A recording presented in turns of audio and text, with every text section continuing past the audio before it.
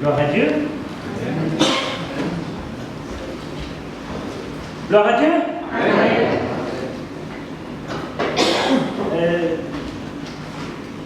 Aujourd'hui, c'est un message un peu particulier que j'ai eu à cœur déjà depuis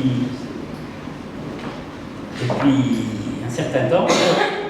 Et après celui sur la foi la semaine dernière et celui sur la marche par l'esprit la semaine précédente, ce message sera vraiment très différent. Et il sera complètement hors du cadre de ces deux messages que je viens de... Mais bon voilà, c'est ce que j'ai eu à cœur et par rapport à certaines expériences que j'ai vécues ces derniers mois et également par rapport à certaines expériences que mes frères et sœurs à qui j'ai pu partager ont vécues ou vivent.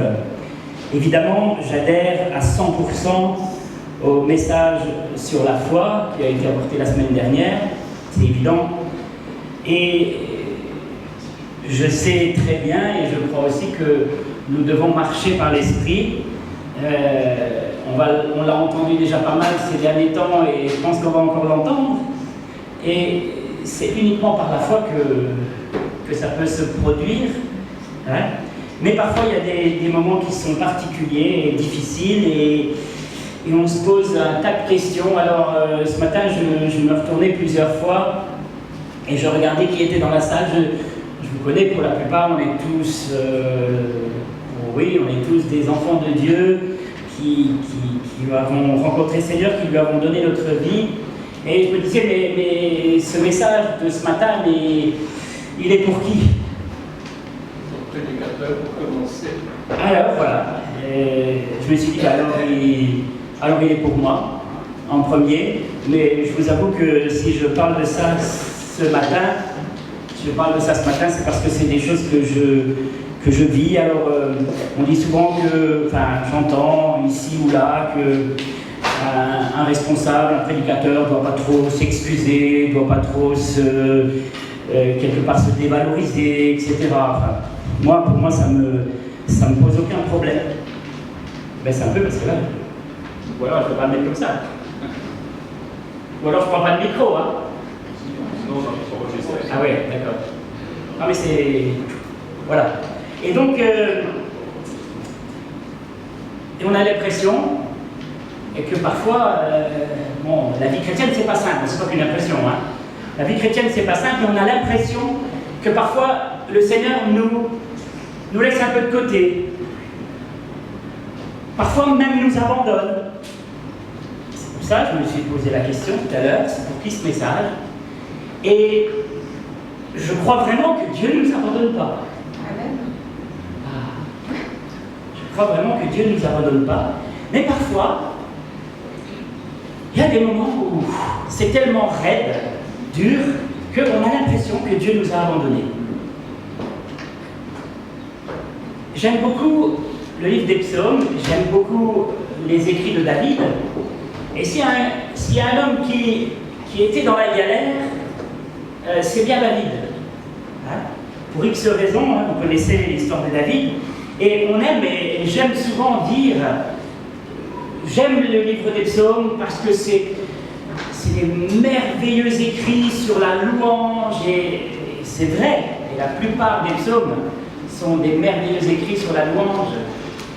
Et pourtant, quand David a écrit ces merveilleux psaumes de louange, si vous prenez dans une Bible avec des annotations, des références, vous pouvez aller voir dans quelles circonstances il a écrit les psaumes, certains psaumes qui sont magnifiques. Waouh! C'était dans des moments où carrément il a failli se faire tuer, où carrément il était dans des combats pas possibles, et il a écrit des psaumes de louange extraordinaires. Mais il a écrit aussi quelques-uns, il n'y en a pas beaucoup, mais où il montre clairement, où il dit clairement son désarroi, sa détresse, son désespoir, sa galère. Et ce matin, je vais prendre un de ces psaumes-là. Il est dur. Il est dur, mais c'est sa réalité. C'est la réalité de sa vie. Mais ensuite, voilà, on en tirera j'en tirerai et j'en prends l'entière responsabilité ce matin de ce que je dirais. Hein. Si vous avez quelque chose à me dire après, vous pouvez venir sans problème me le dire. Hein. Mais en tout cas, c'est des choses qui sont vécues par David, par moi de temps en temps, et honnêtement par l'un ou par l'autre ou par tout le monde. On va lire le psaume 22. Le psaume 22, on va lire une partie parce que toute la fin, voilà, il est long et les premiers versets, ça suffit pour comprendre dans quel état il est. Hein? Donc le psaume 22, le verset 2, mon Dieu, pourquoi m'as-tu abandonné? Et t'éloignes-tu sans me secourir, sans écouter mes plaintes? Mon Dieu, je crie le jour et tu ne réponds pas, la nuit et je n'ai point de repos. Pourtant tu es le Saint, tu sièges au milieu des louanges d'Israël. En toi se confiaient nos pères, ils se confiaient et tu les délivrais. Ils criaient à toi et ils étaient sauvés. Ils se confiaient en toi et ils n'étaient point confus. Et moi, je suis un ver et non un homme, l'opprobre des hommes et le méprisé du peuple. Tous ceux qui me voient se moquent de moi, ils ouvrent la bouche, secouent la tête. Recommande-toi à l'Éternel, l'Éternel le sauvera, il le délivrera puisqu'il l'aime. Donc ça, c'est les hommes qui disent ça de lui. Oui, tu m'as fait sortir du sein maternel, tu m'as mis en sûreté sur les mamelles de ma mère. Dès le sein maternel, j'ai été sous ta garde. Dès le ventre de ma mère, tu as été mon Dieu. Ne t'éloigne pas de moi quand la détresse est proche, quand personne ne vient à mon secours. On va s'arrêter là. C'est un psaume assez raide, hein, assez dur, mais réaliste de cette réalité de cette vie qu'il menait à ce moment-là. Et bon, j'ai eu à cœur ce passage depuis déjà très longtemps, pratiquement depuis que je savais que c'est moi qui prêchais aujourd'hui. Et c'est sûr qu'après un message sur la foi et qu'après un message sur la marche par l'esprit, celui-ci vient un petit peu peut-être nous faire un peu réatterrir, je ne sais pas comment il faut dire, mais voilà, j'ai eu à cœur ça et je crois que Dieu veut nous parler aussi de ça. Et je vais essayer aussi de lire mes notes, ce qui est très difficile pour moi, mais je vais essayer parce que j'ai noté quelques points très importants. Alors ce psaume nous montre l'état dans lequel David était. Alors bien sûr, on ne parle pas souvent de ce psaume. On ne parle pas souvent de ce psaume, on n'a pas souvent prêché sur ce psaume, si ce n'est « Mon Dieu, pourquoi m'as-tu abandonné ?» Vous pensez tous à quelqu'un. Hein? Vous pensez tous à quelqu'un. Mais même si c'était une parole prophétique, c'est quand même David qui l'a prononcée. Hein? Et bien souvent, on oublie un petit peu que cette parole-là, elle était dite par David dans une circonstance particulière que bien plus tard, Jésus a repris lorsqu'il était sur la croix. Mais ça veut dire beaucoup. Parce que quand Jésus a reprononcé ces paroles, « Mon Dieu, pourquoi m'as-tu abandonné ?» c'était pas simplement pour rappeler une prophétie que David avait pu dire. C'était dans un moment complet de détresse, de désarroi, de désespoir, je ne sais pas comment il faut dire. Henri nous l'a tellement bien expliqué dans son message sur le moment où Jésus est dans cet état-là. Mais il l'a dit. Pourquoi? Parce qu'il s'est senti à ce moment-là abandonné du Père. Et la lecture de ce psaume nous confronte vraiment à l'incompréhension parfois que l'on a, qui est dans nos cœurs, hein, et les sentiments qu'on lit là, que David exprime et que nous avons lus dans ce psaume, honnêtement, à un moment donné ou à un autre de notre vie, nous l'avons vécu, nous l'avons partagé. Je vais peut-être être un petit peu dur ce matin, et particulier, mais il faut voir la réalité en face. Il y a des moments où c'est pas facile. Et on est tiraillé, et quand on est chrétien, engagé depuis de nombreuses années, on sait très bien et on adhère au message de la foi et on adhère au message de la marche par l'esprit. Et on sait très bien que quelque part, se plaindre, c'est pas bien. J'ai déjà prêché sur ça, hein. Que se plaindre et que d'exprimer ce qu'il y a dans nos cœurs, notre ressenti, c'est pas bien. Et on le vit, on l'a déjà vécu. Je vous dis, mes frères et sœurs, ne vous inquiétez pas, la conclusion sera très bonne. Hein? Donc restez jusqu'au bout. Hein? La conclusion sera très bonne. Pas parce que je commence un petit peu dur, mais le psaume commence dur. Hein? Par contre, la fin du psaume, je publierai ton nom parmi mes frères, je célébrerai au milieu de l'assemblée, etc. Vous qui craignez l'Éternel, louez-le. La conclusion, elle est bonne. Et ce que je voulais ce matin, c'est nous mettre devant nos réalités, et autant j'adhère à ces messages hein, où il faut aller de l'avant, où il faut... Et je prêche ça. Mais il y a des moments, et je suis convaincu que ce matin, ce message sera un encouragement, même s'il commence dur, mais sera un encouragement pour les uns et pour les autres, et pour moi aussi, qui en ai besoin, comme tout le monde. Et souvent, parce qu'on est des chrétiens, et même engagés depuis un certain temps, on se dit, mais oula, si mes frères et sœurs savaient ce que je vis, il ne faut surtout pas le dire, il ne faut surtout pas le montrer, parce que sinon je pourrais être catalogué dans une certaine... Eh oui, mais ça fait un certain nombre d'années que je suis au Seigneur et que j'ai entendu, oui, il y a des moments où ça ne va pas. Il y a des moments où ça ne va pas. Alors, je suis un de ceux qui disent, effectivement, arrêtons de nous plaindre, regardons vers l'avant, etc. Mais par moment, je pense que crier au Seigneur et dire ce qui ne va pas, il faut le faire. Attention, pas le faire n'importe comment. Hein, pas le faire n'importe comment. Pas raconter ça, pas raconter toutes nos misères à tout le monde. Sinon, voilà. Parce que quand on voit, je suis déjà tombé dans mes notes, mais c'est rien, mais quand on voit qu'à un moment donné, David il dit « Je suis comme un ver ». Je ne sais pas si vous comprenez ce que ça veut dire, mais voilà. Il considère qu'il est vraiment plus rien. Quoi. Voilà, il est comme un ver. Et à ce moment-là, qu'est-ce qui se passe effectivement? Eh bien, les gens se moquent.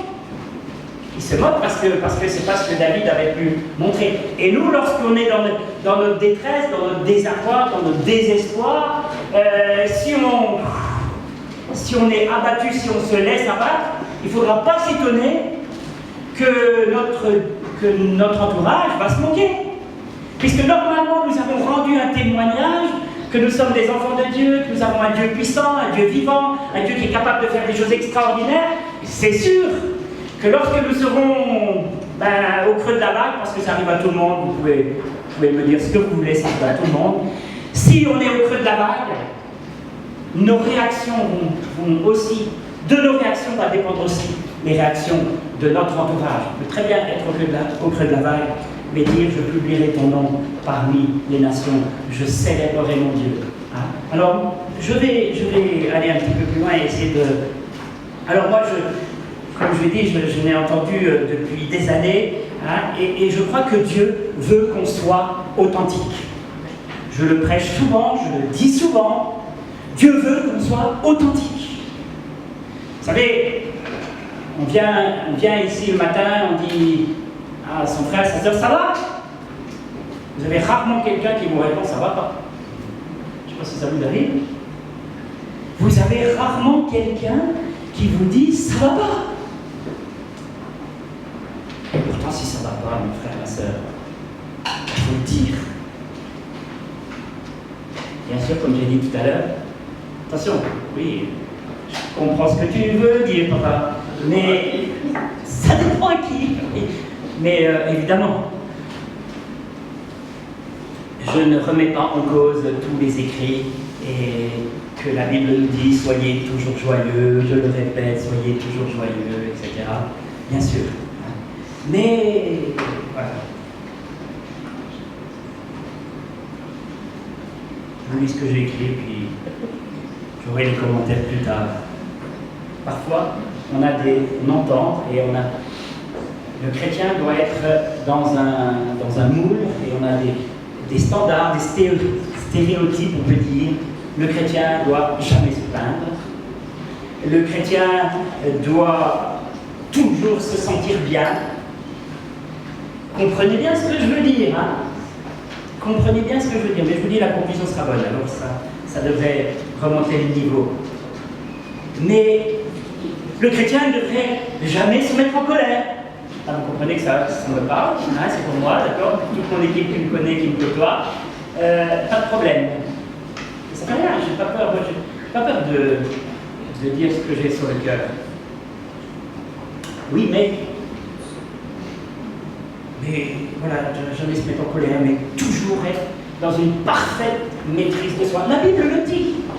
La Bible le dit. Et la marche par l'esprit, contraire à la marche par la chair, c'est clair et net que c'est juste qu'il ne faut pas se mettre en colère, c'est juste qu'il ne faut pas se plaindre, c'est juste qu'il faut être toujours joyeux, c'est juste.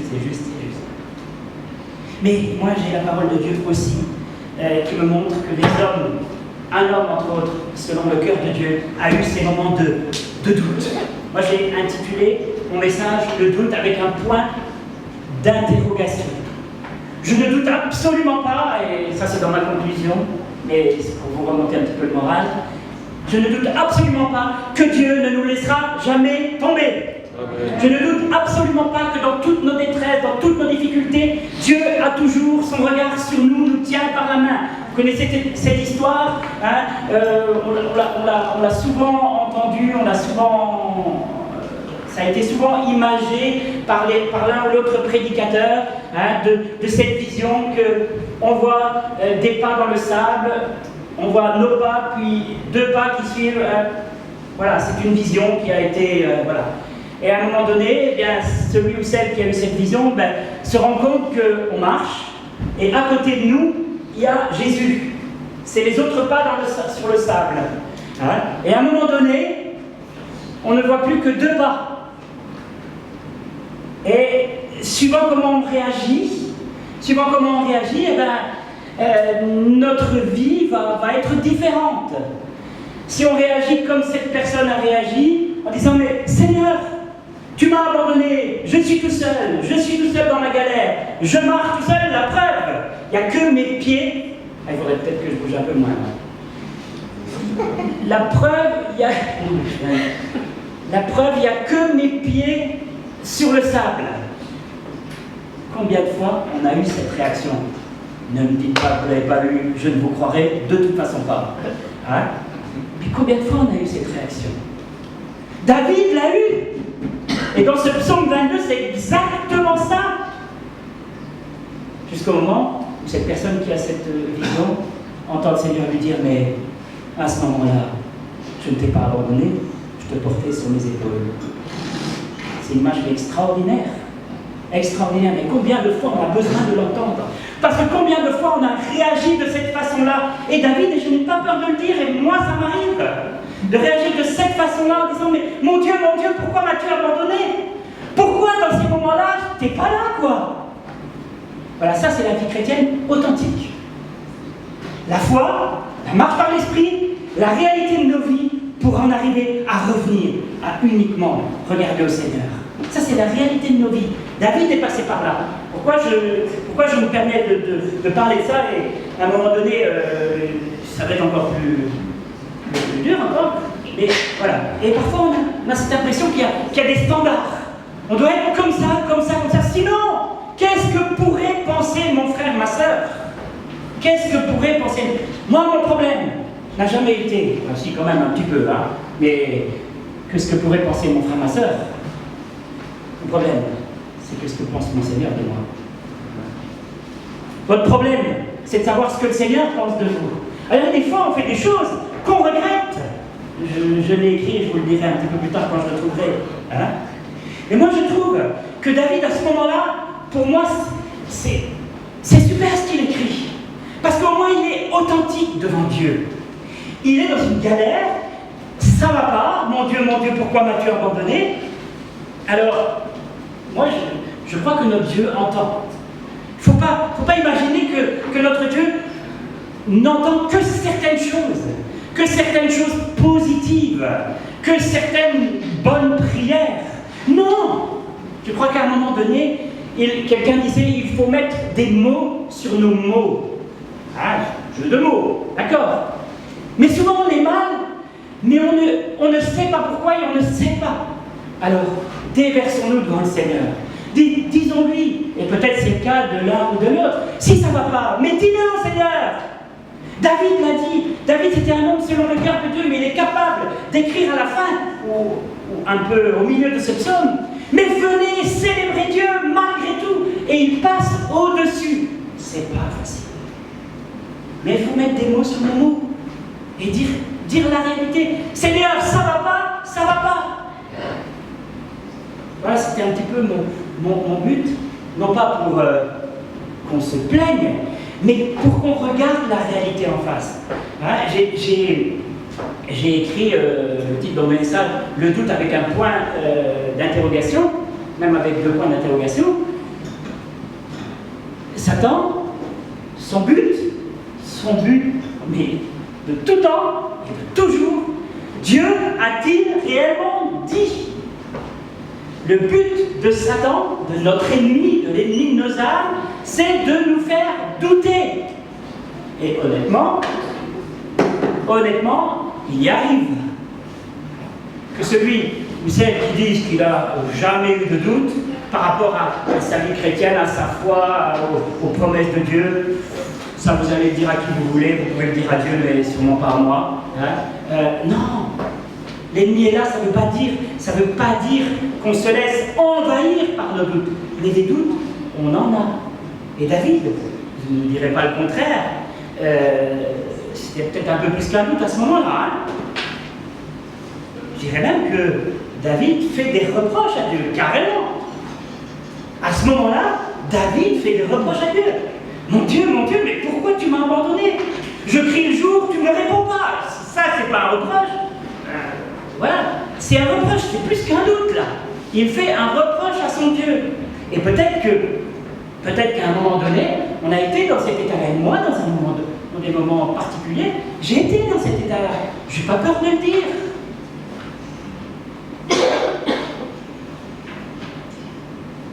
Alors,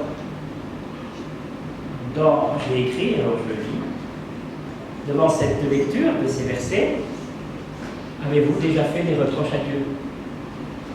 Vous n'êtes pas obligé de me répondre. Hein? Il y en a qui diront au fond de leur cœur, bah oui, quand on voit David, bah oui, il dit, mais Seigneur, pourquoi tu ne m'as pas répondu quand j'étais dans la galère, etc.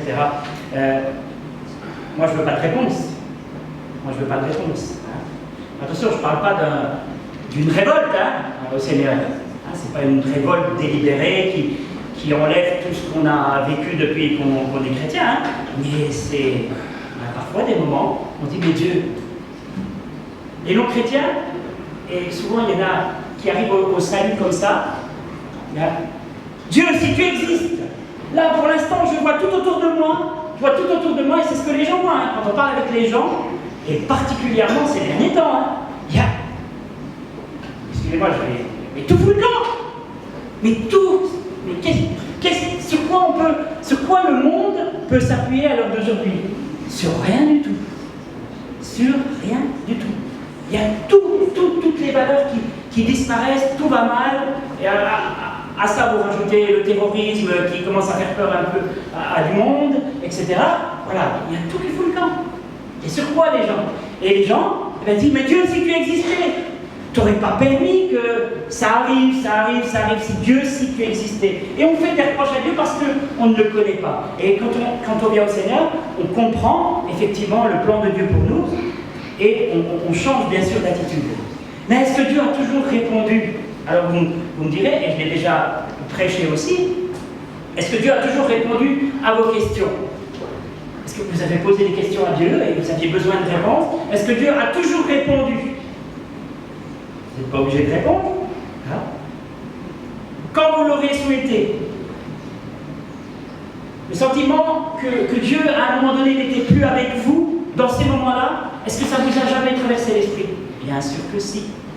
Même si vous ne l'exprimez pas aussi crûment, aussi violemment que je le fais ce matin, aussi violemment que David l'a fait dans ce psaume. Hein. Combien de fois on a pu avoir ces questionnements qui sont finalement des doutes. Et après, suivant votre attitude, je l'ai déjà dit tout à l'heure, comment vous allez réagir, ça va aussi dépendre de la délivrance. Quand le temps passe, quand vous voyez des prières qui ne sont pas exaucées, les jours s'écoulent, vous êtes malade, Dieu ne répond pas. Pourtant, on vous a prêché la guérison divine. Et on prêche la guérison divine. Et je crois que Dieu veut guérir absolument tout le monde. Je le crois. D'ailleurs, c'est sa parole qui le dit. Il n'y a aucun endroit dans la parole de Dieu où on voit que Dieu ne veut pas guérir certaines personnes. Bien sûr, on peut parler de Paul, etc. Bon, il y a quelques voilà. Ah, mais ma grâce te suffit. C'est pas mal quand même la réponse que Dieu lui a donnée. Paul, c'était quelqu'un, voilà. Mais Jésus, lorsqu'il priait pour les malades, la Bible dit clairement que Jésus guérissait tous les malades. Même s'il y a eu des circonstances particulières dans quelques épisodes, mais Jésus guérissait tout. Et pourtant, on est là et on est peut-être malade. Et le doute, nous ne pourrons pas dire que le doute ne nous envahit pas à un moment ou à un autre. Est-ce que ça remet en cause notre amour pour le Seigneur? Est-ce que ça remet en cause nos certitudes? Non! Et je crois que réellement, il faut mettre des mots sur nos mots. Si on lit plusieurs psaumes, j'avais noté le psaume 15-16 qui aussi parle de ces angoisses, de cette détresse, et parfois ça nous torture. Ça torture nos âmes. Et quand on est dans cet état-là, honnêtement, on peut nous faire on peut nous donner toutes les belles paroles. Quand je dis belles paroles, c'est pas péjoratif, hein, c'est des belles paroles qui sont normales qu'un chrétien donne à un autre chrétien, qu'un pasteur prêche, c'est normal. Mais quand on est dans ces états-là, eh ben, on n'arrive pas à saisir. Hein. Si on parle avec Henri Vieux-Murat, on parle de la marche par l'esprit, et vous l'avez entendu, pour lui c'est simple. En tout cas, ça a l'air simple. Il suffit qu'on le comprenne par la foi, qu'il y ait un déclic, etc. C'est pas évident. Il m'a aussi dit que des fois, il prêche pendant 1 an le même message toutes les semaines, et que enfin le déclic vient au bout d'1 an pour certains. Bon, donc, vous voyez, on est tous différents. Et on réagit tous de manière différente. Mais une chose est sûre, c'est que Dieu ne nous a jamais abandonnés, et il est toujours là. Quelles que soient nos difficultés, quelles que soient nos circonstances, pour le peu que nous ayons confiance en lui, malgré tout. Hein. Alors, un homme a dit un jour, j'ai pris ça sur une parole que j'aime beaucoup, dans les ténèbres de l'adversité, ne remettez jamais en question ce que Dieu vous a dit lorsque vous étiez dans la lumière. Je trouve ça vraiment super. Cette parole est vraiment super parce que quand on est dans l'adversité, dans les ténèbres, entre guillemets, hein, eh ben, on a du mal à se rappeler. Mais quand on est dans les difficultés, David l'était, nous le sommes peut-être, nous l'avons peut-être été, ne n'oublions jamais ce que Dieu nous a dit quand on allait bien, quand on était dans la lumière. Quand on est dans la lumière, là, tous les messages passent, wow, on est super, on va tout démonter, il y a vraiment quelque chose qui se passe. Frères et sœurs, l'ennemi viendra toujours nous dire, Dieu a-t-il réellement dit? Et quand nous sommes dans ces ténèbres de l'adversité, eh bien, il faut lui dire, oui, il l'a dit. Et je l'ai bien entendu, et j'étais bien capable et apte à l'entendre à ce moment-là. Hein? Mais quand on est dans les difficultés, c'est vrai que, voilà, mais n'oublions jamais. Hein? Alors, je vais passer un petit peu plus vite. Hein? J'ai parlé d'angoisse, de détresse, de désespoir. Honnêtement, c'est la réalité de la vie, malheureusement. Et nous avons le Seigneur et nous pouvons compter sur lui. Mais il y a des moments où c'est un petit peu difficile. Alors, il y a bien souvent où on a essayé, on a cherché, on a essayé, on a écouté. Rien ne va. C'est arrivé. Une seule ressource, c'est la parole de Dieu. Alors il ne faut pas lire, évidemment, quand vous n'êtes pas bien, vous n'êtes pas forcément obligé de lire le Deutéronome, le Lévitique, même l'Exode, vous n'êtes pas obligé de lire ça. Hein? La parole de Dieu est entière, c'est sûr. tout ce qui est écrit dans la parole de Dieu, toute écriture est inspirée de Dieu, utile pour corriger, reprendre, enseigner, instruire dans la justice, ok. Mais quand vous n'êtes pas bien, bon, je suppose que vous ne le faites pas, vous n'êtes pas quand même maso, on n'est quand même pas maso. Vous n'êtes pas obligé de lire les choses qui sont compliquées déjà quand vous allez bien. Hein? Mais ils ont les psaumes, effectivement. Ils ont des paroles d'encouragement. Il y a tellement de promesses dans la parole de Dieu. Il n'y a que ça qui pourra nous aider. Il n'y a que ça qui pourra s'appuyer sur la parole de Dieu et chercher dans sa parole tout ce qui nous concerne, tout ce qui concerne ce que Jésus a fait pour nous remonter le moral. Je ne suis pas en train de vous dire il n'y a que ça, c'est que ça, que ça, que ça. Bien sûr, les moments de prière, ne nous laissons pas distraire non plus. Hein. Un petit peu perdu, mais ça ne fait rien. J'ai parlé tout à l'heure, et je me permets de le dire parce que vraiment le Seigneur m'a mis un cœur cela. Quand on voit David là, on a l'impression, on arrive au verset 7, et moi je suis un ver, non un homme. Je ne pense pas que vous êtes déjà arrivé à cette extrémité-là, peut-être. Hein. Ça veut dire que vous considériez, voilà. Et à ce moment-là, et je l'ai déjà dit, mais je le répète, hein, ceux qui sont autour de vous voient, puisque vous avez été normalement un témoin dans votre entourage, donc quand vous n'allez pas bien et qu'il y a des choses vraiment qui vous pèsent, ceux qui vous entourent ne vont pas vous louper. Ils vont dire, mais tiens, oh, pas la forme aujourd'hui. Moi actuellement, je suis avec un collègue là, et bon, je pense avoir porté un bon témoignage, mais quand je vais pas bien,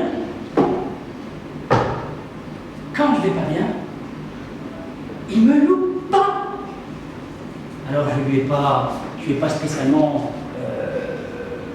évangélisé Jésus, etc., mais le témoignage, et voilà. Et ce collègue a vécu une expérience absolument particulière cette semaine, il y a 2 jours. Il y a eu un accident. Il y a eu un accident qui aurait pu être terrible. En réalité, il était avec sa petite fille, enfin sa fille de 4 ans, et elle était assise sur il a une camionnette, elle est assise sur la banquette, et au moment il roulait, puis à un moment donné, il avait les vitres ouvertes, et il voit une guêpe sur la tête de sa petite fille, de sa fille. Lui est allergique. Donc s'il se fait piquer par une guêpe, il gonfle, il est mal, quoi. Et donc sa réaction, je ne sais pas qu'est-ce que ça aurait été la vôtre, qu'est-ce que ça aurait été la mienne, mais sa réaction c'est quoi? Il est en train de rouler, il roule quoi. Qu'est-ce qu'il fait? Bien sûr, la réaction de tout le monde, on arrête la voiture, on est calme, et on va voir ce qui se passe avec la guêpe. Non, la réaction ça a été d'essayer de chasser la guêpe, il a lâché le volant. C'est une réaction humaine, logique, qui aurait pu lui être fatale. Et donc, il a lâché le volant, ou du moins une partie du volant, et il s'est payé un mur. Il a perdu le contrôle de son véhicule, et il est parti de l'autre côté de la route. On va pas parler de chance. Et donc, il a donc de sa voie, il a quitté sa voie, il est allé sur la voie de gauche et il s'est tapé un mur sur plusieurs mètres, toute sa camionnette et voilà. Et il me raconte ça. Et qu'est-ce qu'on dit dans ces cas-là? Comme Didier dit, oh mais t'as eu de la chance. Ben moi je lui ai pas dit ça. Je lui ai dit, mais tu as été protégé. Ouais, il me dit, oui, j'ai été protégé. Bah, j'ai dit, ouais, parce que je prie pour toi, donc tu es protégé, c'est normal. Voilà. Donc ça, c'est pour vous dire comment on peut témoigner tout simplement. Il n'y a pas besoin de... Voilà. Et puis, voilà, c'est tout. Mais le jour, pour ça, pour revenir, mais un jour, je ne vais pas bien. Mais il me dit, mais qu'est-ce qui se passe? On est des témoins. On doit être des témoins. Et même quand ça ne va pas, et même quand on n'a pas nos réponses et qu'on se pose tout un tas de questions et que rien ne va forcément comme on veut, eh bien on doit être un témoin. Sinon, les autres vont dire, mais où est ton Dieu? Hein? Mais recommande ton sort à l'Éternel. L'Éternel le sauvera, il le délivrera puisqu'il l'aime. C'est ce qu'on dit, non? La vie chrétienne, c'est pas simple.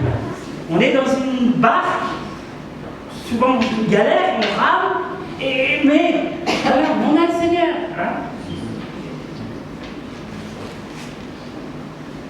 Alors je vais arriver à une chose positive. Bon, c'est déjà pas trop négatif là. Voilà, on a dressé un constat, ça va pas forcément comme on veut, ça va pas toujours comme on veut. Parfois, on dit des choses au Seigneur, on concrète aussi, hein, mais vous avez aussi le droit de demander pardon au Seigneur pour les paroles que vous n'auriez pas dû dire. Hein. Ça, c'est absolument indispensable. Hein. Dieu vous en voudra pas au moment où vous les dites. Moi, je le crois vraiment.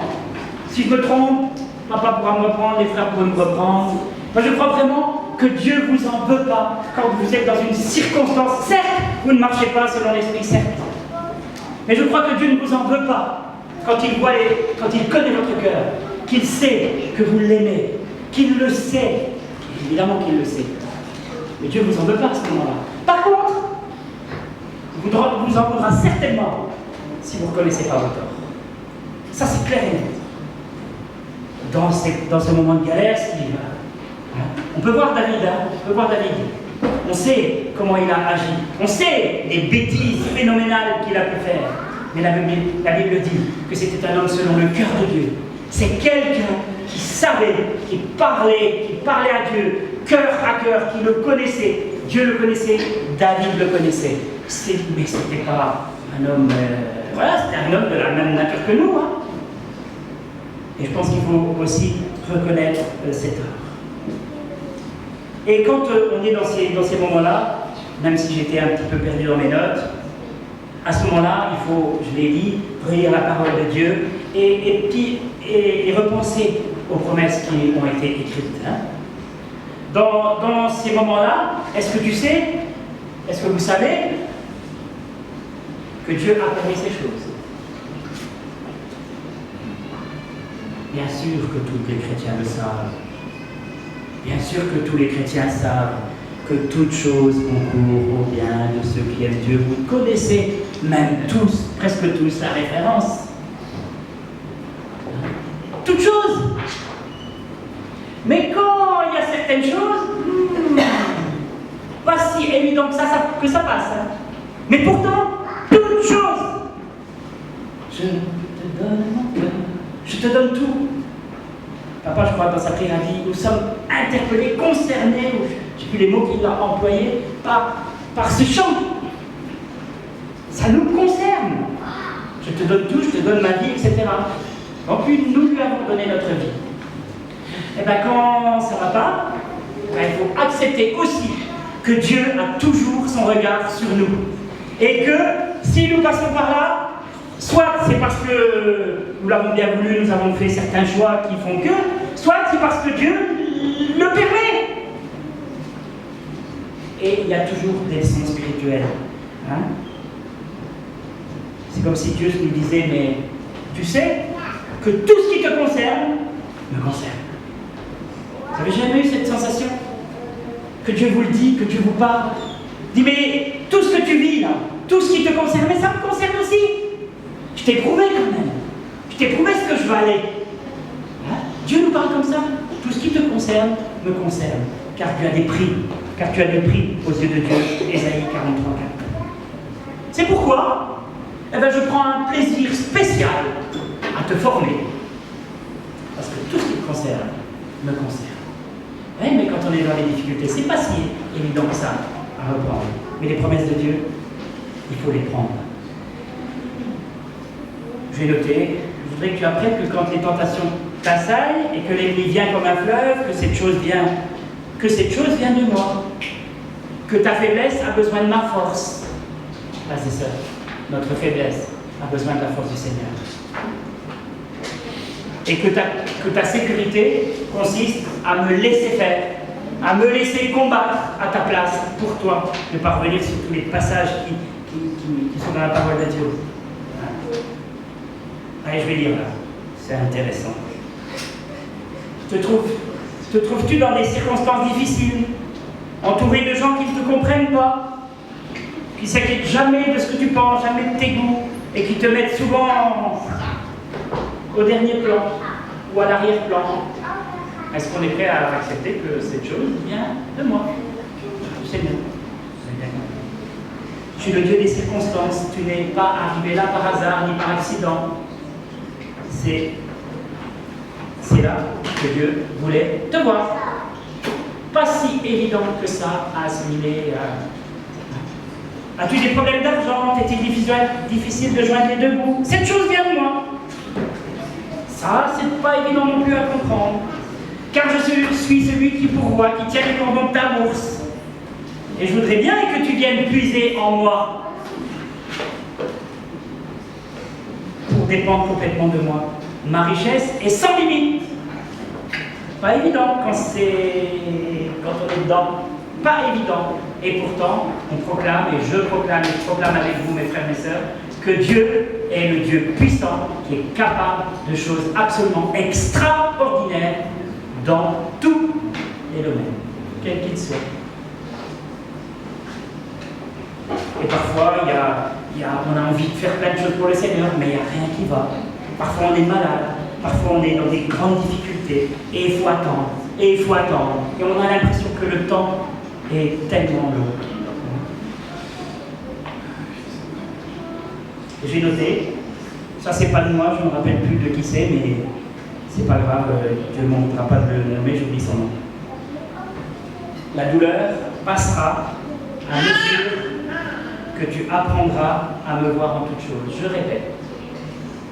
répète, la douleur passera à mesure que tu apprendras à me voir en toutes choses. C'est pas évident de voir la main de Dieu partout. C'est pas évident. Ni de mettre Dieu à toutes les sauces comme on entend parfois, ou le diable à toutes les sauces. Mais Dieu a décidé, parce que vous l'avez voulu, parce que je l'ai voulu, parce que tu l'as voulu, Dieu a décidé de te tenir dans sa main, et la Bible dit, et c'est une promesse extraordinaire, que rien ni personne ne pourra me ravir de la main de mon Seigneur. Tu l'as décidé. Tu ne l'as pas créé depuis le jour où tu as décidé que sa main te tienne, et que tu sois réellement. Le jour où tu décides de ne plus être dans sa main, le Seigneur te laissera libre. Mais à partir du moment où tu as décidé, je te donne ma vie, ça ne veut pas dire que tout sera rose, que tout sera simple. Non, au contraire. Et parfois, on est dans des difficultés, on est malade, on est cloué au lit, etc. Mais on est comme si le Seigneur vient me dire, mais attends, quand tout allait bien, je ne pouvais même rien te dire. Ça arrive aussi. Quand tu étais tellement occupé même par les choses de Dieu, je ne pouvais même rien te dire parce que tu n'entendais rien, parce que tu étais tellement actif, parce que... Et parfois, il y a des moments où on est... là. Et c'est Dieu. Alors je crois la douleur passera à mesure que tu apprendras à me voir en toutes choses. David, après ça, il peut écrire dans verset 10-12, oui, mais tu m'as fait sortir du sein maternel. Vous avez vu ce qu'il a écrit avant? Et on l'a entendu, on l'a vécu. Mais oui, tu m'as fait sortir du sein maternel. Tu m'as mis en sûreté sur les mamelles de ma mère. Dès le sein maternel, j'ai été sous ta garde. Tu m'as protégé. Dès le ventre de ma mère, tu as été mon Dieu. Ne t'éloigne pas de moi. On peut crier au Seigneur comme ça. Et David, juste un peu, il a dit, mais je ne comprends pas. Quelque part, il dit, je ne comprends pas pourquoi ça m'arrive. Et voilà, et je voudrais terminer avec ce que j'ai écrit, avec les promesses de Dieu. Je l'ai déjà dit, mais je me répète. Notre Dieu est et demeurera toujours la seule personne au monde qui n'abandonnera jamais ses fidèles dans la tombe. Vous pouvez dire Amen, parce que si vous dites Amen à cette promesse, Dieu est la seule personne. Tout le monde peut t'abandonner, mais Dieu est la seule personne qui ne t'abandonnera jamais. crois qu'au-delà de tout ce qu'on a pu lire, hein, Dieu est la seule personne qui ne t'abandonnera jamais. Et ça, quand on est dans la détresse, le diable pourra venir vous dire, Dieu a-t-il réellement dit, mais regarde dans quel état tu es. Tu étais au culte dimanche, tu vas au culte tous les dimanches, tu vas même en réunion de semaine, mais regarde dans quel état tu es. Là, vous pouvez lui dire. Alors il y en a qui disent, tu peux parler au diable, tu peux lui dire. Il y en a qui disent, il ne faut pas insulter les gloires, il ne faut pas parler au diable. Hein? Moi, je suis désolé, mais si le diable vient et tu l'entends, et souvent vous l'entendez, si vous ne savez pas que c'est le diable, ça c'est autre chose. Mais souvent, vous l'entendez. Et là, vous avez le droit de lui dire, Dieu m'a dit. Tu peux me dire, oui, Dieu t'a-t-il réellement dit?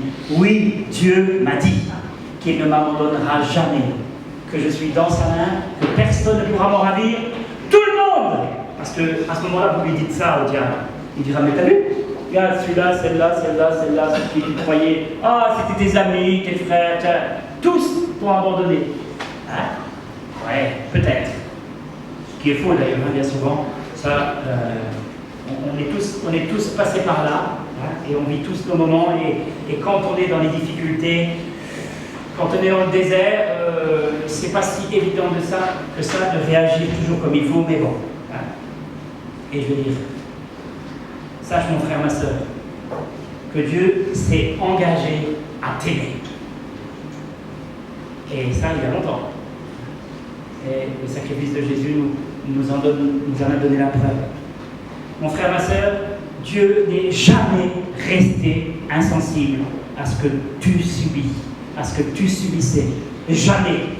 Même si tu crois qu'un jour, à un moment donné, il t'a abandonné. Non!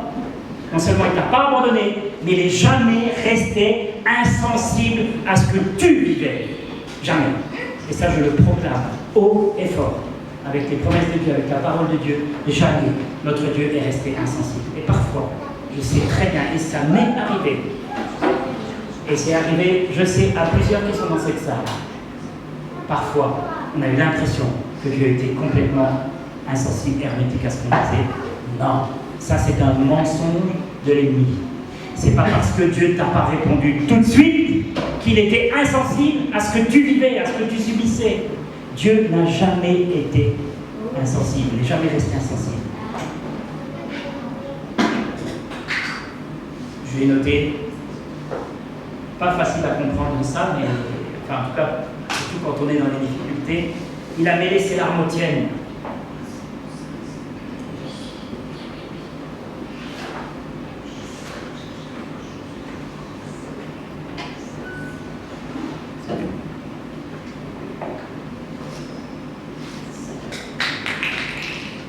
Excusez-moi. Il a mêlé ses larmes aux tiennes au moment où les coups pleuvent sur toi, et tandis que des mots fouettaient ton âme. Dieu n'est pas insensible à ce qu'on dit. Et parfois, il mêle ses larmes aux nôtres et on en suis convaincu. Et c'est pas se dévaloriser ou s'abaisser que de reconnaître ce qu'on vit et ce qu'on est. Et à ce moment-là, Dieu n'est pas insensible. Jamais, jamais, jamais. Je refuse de croire qu'à un moment donné à un autre, Dieu est resté insensible à ce qu'on vit. Je le refuse. Il y a tellement de promesses dans la parole de Dieu. Voilà, c'est un peu pareil lorsque tu criais ton désespoir d'avoir peut-être perdu tout ce que tu tenais, tout ce à quoi tu tenais le plus. Il ne s'est pas bouché les oreilles pour ne pas t'entendre. Il n'est pas resté indifférent, mais il a entendu.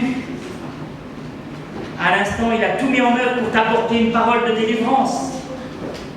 Ça aussi, je le crois.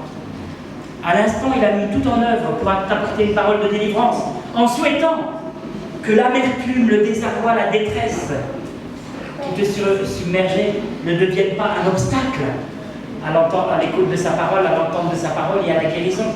Parce que bien souvent, c'est ça. Bien souvent, c'est ça, c'est parce qu'on est mal. Et peut-être que vous trouvez que je ne suis pas inspiré ou que je pète un câble ce matin, mais je suis convaincu de ce que je dis. Et souvent, la délivrance ne vient pas parce que j'en ai tellement mal que Dieu veut tout faire pour, mais voilà. Ne vous inquiétez pas, il vous a pas. Au cœur de tes incompréhensions, les mêmes les plus légitimes, qui t'ont même poussé à prononcer des paroles, ça c'était pour moi. Mais bon, c'est pour... Voilà. Au cœur de tes incompréhensions, même les plus légitimes, et qui t'ont même poussé à prononcer des paroles que tu regrettes peut-être aujourd'hui, il n'a eu qu'un désir, celui de faire retentir sa voix, pour t'amener à connaître les dents de ton amour.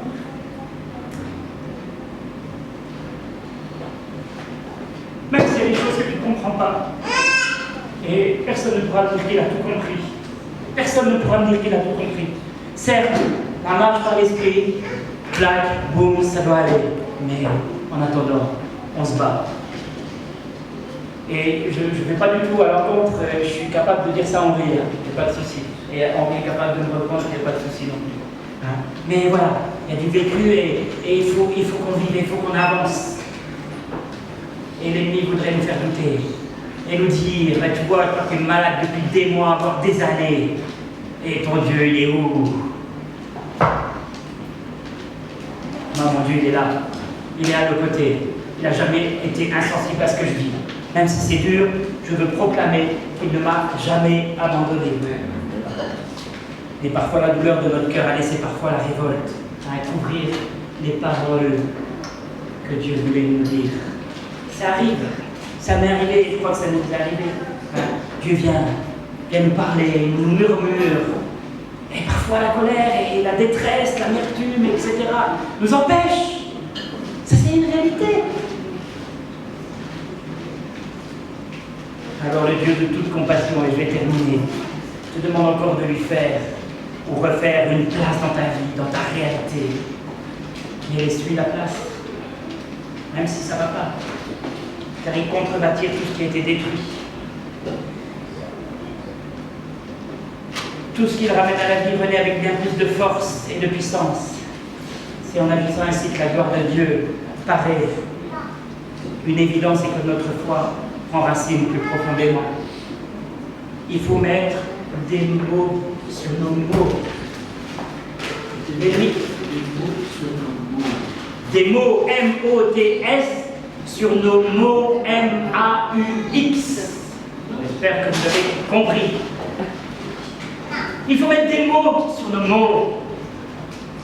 On ne guérira jamais, j'en suis absolument convaincu, ça fait des années que je le dis. On ne guérira, tu ne guériras jamais de quelque chose qui n'est pas diagnostiqué. Je suis désolé, c'est une réalité spirituelle. Bien sûr. Il y en a, clac. Et il y en a, ça prend plus de temps. Mais si ça ne va pas, mais dis-lui au Seigneur. Et dis-le aux responsables de l'Église. Mais n'aie pas peur. Essaye pas de faire le beau. Essaye pas, on n'est pas ici pour faire les hypocrites. La vie avec le Seigneur, c'est une vie de réalité, de vérité. Celui qui est faux devant le Seigneur, ça ne sert à rien. Ça ne sert à rien. Est-ce que vous me comprenez? C'est pas un jugement. Moi, je suis un peu trop vrai des fois, ça, je l'avoue. Moi, quand ça vient, ça sort, c'est pas forcément bien, non plus. Mais on ne me reprochera pas d'avoir gardé quelque chose. Des fois, je râle, oui, je râle. C'est pas bien. Mais de s'enfermer, de ne pas oser dire mon Dieu, pourquoi tu m'abandonnes? Mais dire non, je suis chrétien, j'ai donné ma vie au Seigneur, je ne peux pas me plaindre. Où est-ce que vous avez vu? Où est-ce que vous avez vu ça dans la Bible? Moi, je ne l'ai pas vu. Moi, je ne l'ai pas vu. Il faut être vrai devant le Seigneur. Il faut être faux ici. Excusez-moi, je ne vise personne. Hein. Mais vous me comprenez, ça arrive. Hein? Il y a ces cartes qu'on vendait à un certain moment. Une carte qui était éditée par Michel Marvan, l'Action missionnaire pour la francophonie.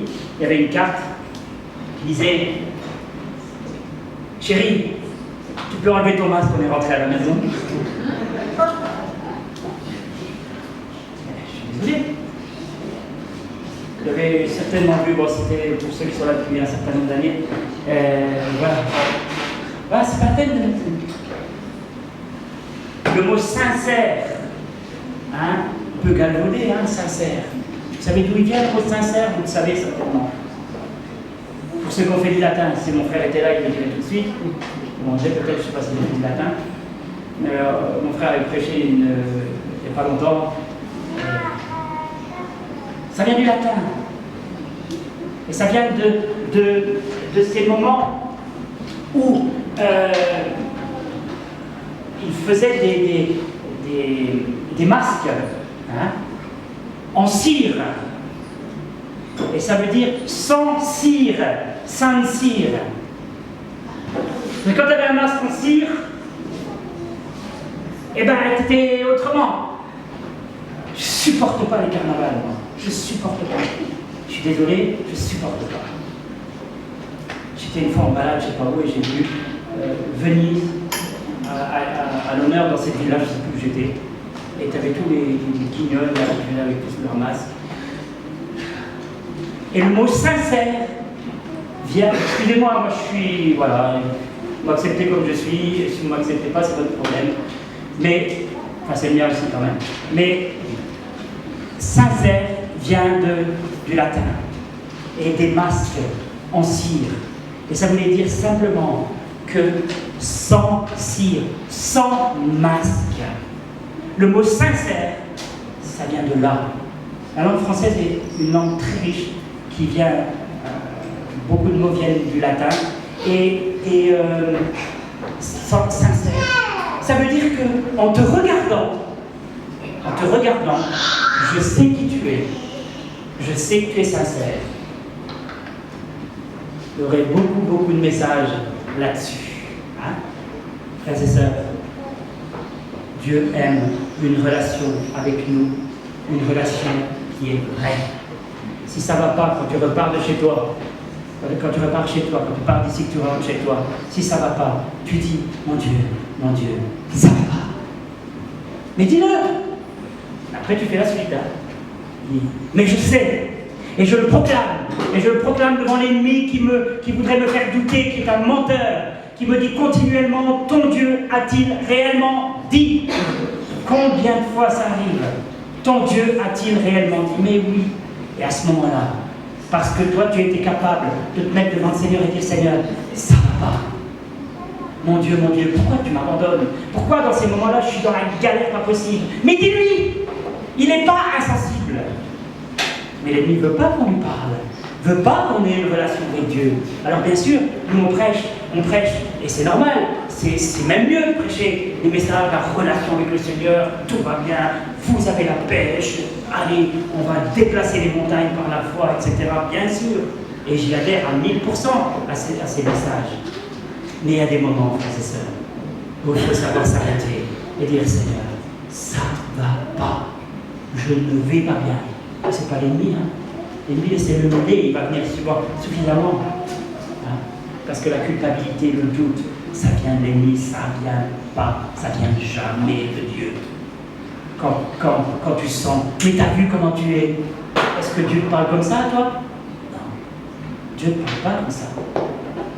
L'ennemi te parle comme ça. Il te dit, mais t'as vu comment tu es? Toi, tu te dis chrétien. Et alors, comme on entend ça, eh ben, on vient, et surtout pas que mes frères et sœurs sachent que je ne vais pas bien. Hein. Parce que t'imagines, moi j'ai 25 ans de vie chrétienne, j'exagère un peu le tableau, mais souvent c'est comme ça, frères et sœurs. Videz votre cœur devant le Seigneur. Dieu veut une relation vraie. Si ça ne va pas aujourd'hui, tu lui dis. Et il va te relever, parce qu'il a promis de te tenir dans sa main. Il ne t'abandonnera jamais. Il te tient dans sa main. Amen. On va terminer là. Dieu est bon, Dieu est grand, Dieu est fidèle. Jamais il ne t'abandonnera. Nous te bénissons, Seigneur. Parce que même s'il y a des périodes, nous sommes dans des temps de doute où peut-être tout s'écroule, ou peut-être nous ne comprenons pas ce qui se passe. Seigneur, nous voulons proclamer, je veux proclamer et le dire à mes frères et sœurs de ta part, que tu n'as jamais été insensible à mes paroles. Jamais tu n'as été insensible à ma douleur, à mes propos. Certes, j'ai peut-être prononcé des paroles que je regrette, mais jamais tu n'as été insensible. Tu as toujours entendu. Et c'est vrai que lorsque cette image de la plage où on a l'impression qu'on est tout seul à marcher, mais c'est simplement parce que tu nous portes sur tes épaules. Et je veux le proclamer. Et je veux le proclamer avec mes frères et sœurs, avec chacun de ceux qui sont dans cette salle ce matin. Seigneur, nous pouvons dire, mon Dieu, mais pourquoi? Mais je veux proclamer qu'au-delà de mes pourquoi, tu ne m'as jamais déçu. Tout le monde peut me décevoir, même nos proches, nos amis peuvent nous décevoir, mais tu es la seule personne au monde qui ne m'a jamais déçu et qui ne me décevra jamais. Merci Seigneur pour cette assurance que nous pouvons avoir. Merci de bénir. Merci que ta parole, Seigneur, qui a été dite peut-être simplement, Seigneur, que ta parole puisse germer dans nos cœurs, que nous puissions t'appeler et reconnaître ce que nous sommes. Seigneur, et même quand ça ne va pas, eh bien nous te le disons et tu nous relèves. Ton désir, Seigneur, c'est de nous faire avancer. Ton désir, c'est de nous faire marcher de progrès en progrès et de gloire en gloire. Et même si nous sommes dans des moments au creux de la vague, Seigneur, nous voulons proclamer que tu es là, que tu nous as jamais abandonnés, que tu nous entends et que tu as déjà mis le moyen de nous exaucer. Seigneur, et que parfois notre amertume, notre colère nous empêche de voir et d'entendre ce que tu fais. Seigneur, mais nous voulons proclamer que tu nous as jamais abandonnés et que tu ne nous abandonneras jamais. Nous voulons te donner à toi seul toute la gloire, notre Dieu. Merci pour ta présence au milieu de nous. Merci pour ta parole, qu'elle puisse vraiment faire du bien à chacun de nos cœurs. Reste avec nous, Seigneur, et que ta grâce nous accompagne partout où nous allons et que nous soyons véritablement, ô Seigneur, des instruments, des témoins là où tu nous as placés. À toi vraiment soit la gloire et la louange. Au nom de Jésus, Père. Amen. Amen. Amen.